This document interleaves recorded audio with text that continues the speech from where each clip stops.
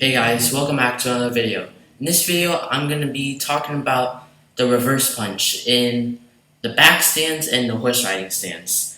So normally you do punches in like front stances, but in advanced katas, in Shotokan karate, you would use them in like back stance and horse riding stances. And there's many new things about it, like there's many obscure things that you gotta pay attention to when you're doing the reverse punches in these stances.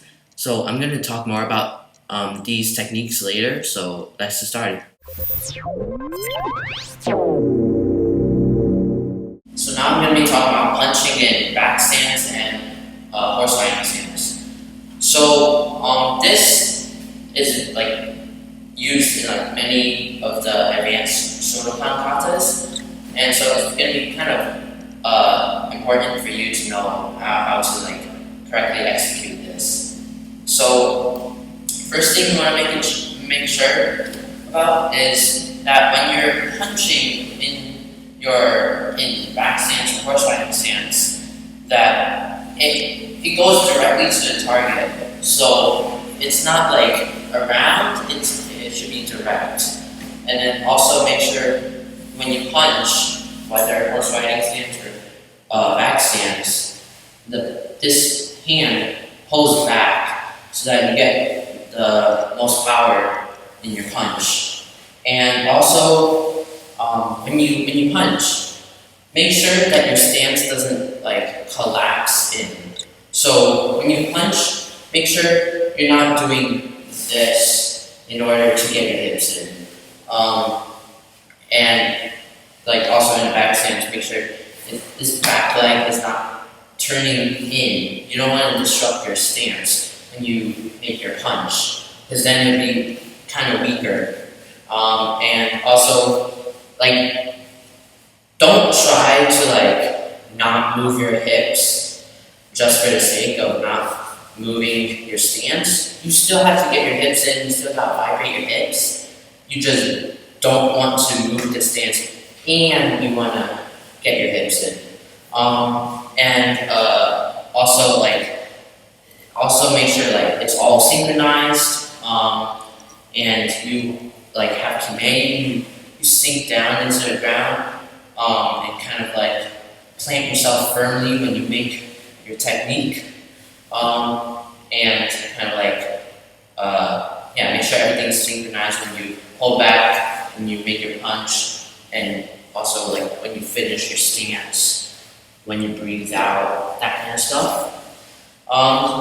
And so when you step in with your punches from back stance or horse riding stance, you want to make sure that this back leg passes through the center, and then you make your stance. And also when you like when you're about to make your stance, don't move until the last minute.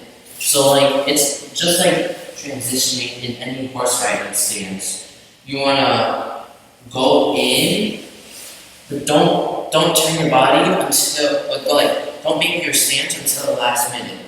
And also make sure you vibrate your hips. Same thing with back stance. You don't want to move move your legs out into a back stance position before you land. And yeah, so now I'm going to be demonstrating this move, going forward with the back stance, and then I'm going to do it with the horse riding stance.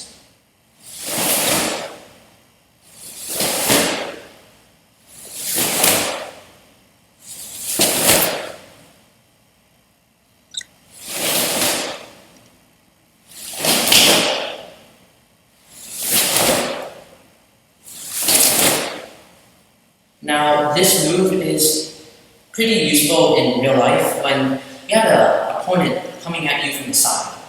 So, let's say someone is coming at me from my left side.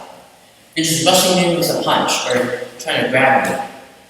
Now, I could block that, and then I could punch afterwards. And so, like, it's easier to be in a horse riding stance or a back stance because let's say you're just facing front, right? Because let's say you're not facing your opponent. If you're facing your opponent, then you could use your front stance and punch. But if you're facing like away from them, then your body, your legs, everything's facing this way. An attacker is coming this way. So it's just easier to block and punch from there in a horse riding stance or a back stance.